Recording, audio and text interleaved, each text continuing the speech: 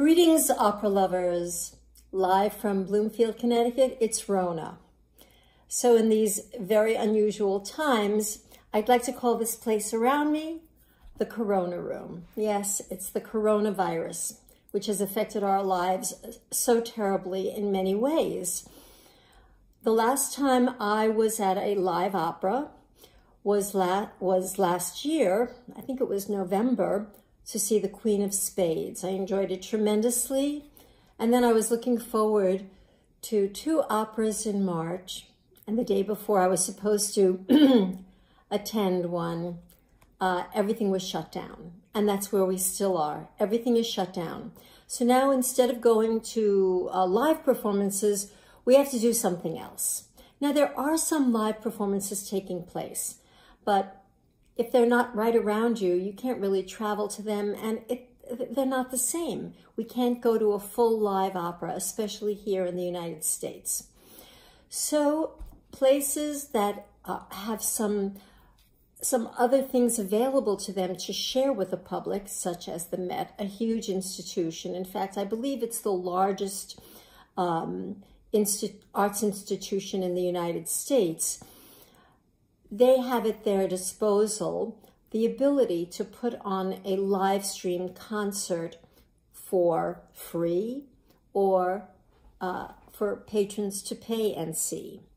So when this first started, the Met put on an amazing concert, a gala, where their cameras went to people's homes and the great stars of the Met sang live.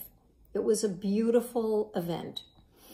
And now, so many months later, they decided to put up for the public to pay and see 12 concerts by more than 12 of their greatest stars.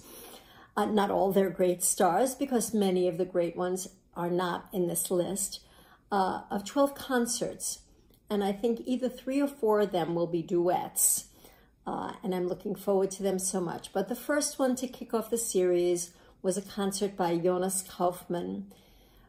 He did a program of 12 arias in a beautiful abbey outside of Munich in the area of Bavaria, a place I'm very anxious to see. I'm supposed to go there this coming summer, 2021. We'll see if Americans can get over and fly easily to Europe. But let's talk about the concert that was. So I was not able to see it live. I had something else I had to take care of, but I did watch it the very next day. And I thought it was a beautiful event. There are already reviews online by very knowledgeable people, and they had their opinions, and I have mine.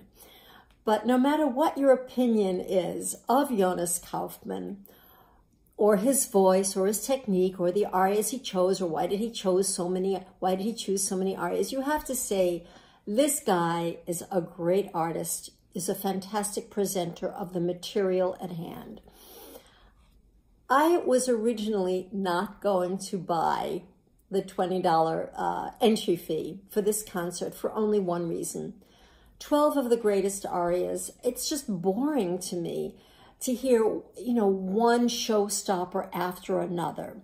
And when I finally did see the program, I thought, there's really very little variety. They're all Sturm und Drang type arias. There was only one that was a little different. But I decided, I can't not. Jonas Kaufman is one of my very favorite singers, and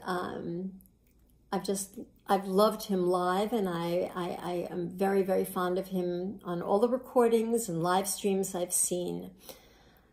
He's a very consistent performer, and I expected a very consistent performance from him, and it was.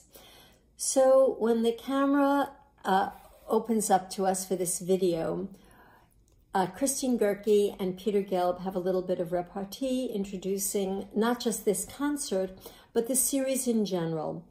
And I have to say, Miss Goerke was very charming and added a lot of very today kind of feelings to the atmosphere. How strange it is, but yet how familiar it is too. And then we go over to Bavaria to this beautiful abbey, the Pauli Abbey, I think it's called. It's one of these gorgeous buildings, decorated so elegantly. At the piano was Helmut Deutsch, a frequent collaborator with Mr. Kaufman. I know they've done many concerts together, Schubert song cycles. I'm not sure what other song cycles they've done together, but I know he is a favorite of Mr. Kaufman's, and I believe he also accompanied him at the first Met Gala, Everybody at Home, where actually Mr. Kaufman sang at the Munich Opera House. So he started out with like really big arias. The first two big arias from Tosca, Recondita Armonia, followed by the last act aria. I'm going to have to read these because my Italian is so terrible. E lucevan le stelle. Everybody knows them. If you're watching this video, you know those arias. And he sang them great. What can you say? That's the end. He sang them great. Then he went on to sing from Carmen, La Fleur, the great aria that Don José sings. And it was very beautiful. Not as Sturm und Drangy as the first two, but really terrific. Lots of high notes done very well. Then there was a selection from Romeo and Juliet, À Lève-toi Soleil. We all know that one too. And by this time, we're already feeling the great artistic presence that we're in. Jonas Kaufman is able to communicate over these electronic airwaves a lot of feeling, a lot of passion. He did it really with his face and his voice. There were an awful lot of close-ups. I didn't see what his hands were doing. But in many other cases, the camera panned away and we could see his hands. And his hands were, in general, kind of quiet in the beginning. But he conveyed so much with what he had at hand.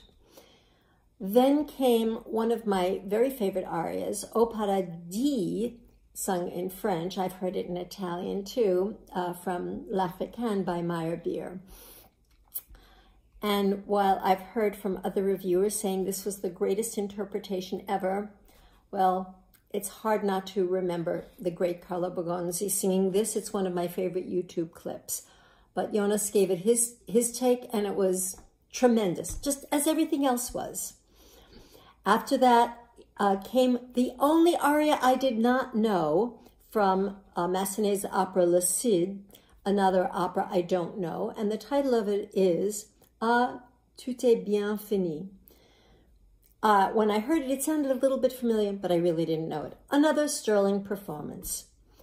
Then came Cielo e Mar from Gioconda. Again, just great. And now we're getting to see a little bit of a pattern. At the end of the arias, he is able to use something, a technique that not many singers have conquered, and it's called the messa di voce, where you start very thinned out, the note is thinned out, and then it grows, and then it goes back to that smaller place. He's a master of it, totally. And there's another saying that's similar, the mezza di voce, which is like a half voice. And when he starts, it's not just that it's soft. It's in a different place vocally from his other big high notes. And so it's just thrilling to hear and to see an artist do this. And by having all those close-ups, we're actually able almost to see how he's envisioning doing it inside of his head. So then there was some more great hits that everybody knows. And inside that, the arias was one that really surprised me, but I know he does it sometimes as an encore. It's Ombra di Nube. And I know this aria through the recordings of Claudia Muzio. In fact, I think it's the first recording I ever heard of hers. And of course, she is one of my very, very favorite sopranos and singers of all time. And I don't know whether Jonas Kaufman ever heard her do it. Maybe it's an homage to a great singer of the past? I have no idea. Then came to me was the highlight. He sang from Andrea Chenier, one of the arias, Undi all'azzurro spazio. Please forgive me, my Italian is so terrible. I've heard this aria a lot, and actually, this is, I think, maybe my favorite role of his. It's one of my favorite, but maybe the favorite. So many years ago, when I was a newbie fan of Mr. Kaufman's, I heard him mainly in German operas. And then I started to hear him in Italian operas, and I kept thinking, well, he's really good, but he doesn't sound like an Italian-style singer. Well, now I've heard him so many times in great Italian operas that I'm used to it, and it didn't bother me at all. So I think Andrea Chenier and Jonas Kaufman is a match made in heaven. And if you heard this, you were lucky. And if you didn't hear it, here's your chance. Pay $20 to the Met, and you'll be able to hear it. Then came one of my favorite arias from an opera that's never done. It's from Celea's La Louisiana, and it's called, sometimes it's called the Lamento de Federico, and the first words are E la solita storia. It's a very haunting piece, and it's so quiet and lovely. And then at the end, it's a big ending. And then he ended the concert with Nessun Dorma. I was personally a little disappointed, only because it's just at this point in our lives, it's almost like a cliche. But he got to do what he wanted to do, and he did it so well. So a few other words about random thoughts.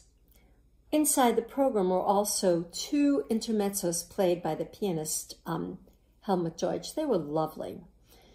He's an elegant pianist. There's just no other way to describe him. He's also quiet, and he seems to play unassumingly. During the first intermezzo, which was from Manon Lescaut, there was a beautiful montage of Jonas Kaufman singing from Salzburg from Pagliacci. And also lots of still clips of him singing. I'm sorry, forget what I said about the Pagliacci. That came later. But there were lots of still photos. And later, when Mr. Deutsch played the other intermezzo from Pagliacci, here we go. Again, they did a montage, but this time was kind of tacky. Anyway, it was a great concert, in spite of that was the only thing I thought could have been improved on. And it seemed kind of rushed, too. Many people are complaining, why didn't he sing this or why didn't he sing that? Well, I'm sure he and the Met came to an understanding about the fact that this is a gala to help support the Met. And at the Met, when you go to hear an opera, you look forward to those big arias, and that's what you got at this concert. Big arias sung at the height of emotional expression and vocal excellence. What Mr. Kaufman offered up was a smorgasbord of beautiful vocal effects, great acting with his voice and his face. And of course, it doesn't hurt that he's so handsome and has that beautiful curly hair. I loved it. I surprised myself. I thought I'd be bored, and I wasn't. And I'm really looking forward to mainly the duet concerts, because it's just not, to me, not that interesting to hear one artist over and over singing arias, even though they might be the best or the greatest thing. But I'm so glad the Met is doing this. And I think really everybody who has ever gone to an opera can certainly afford a $20 ticket.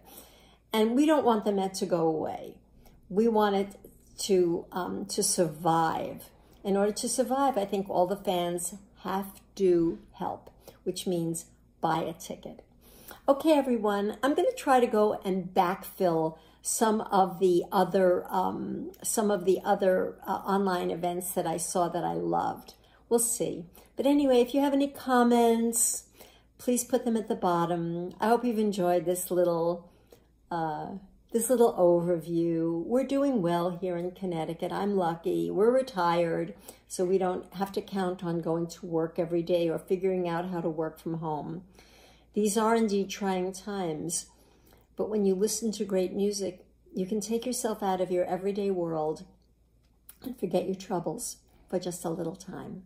Okay, bye everybody. Have a great day.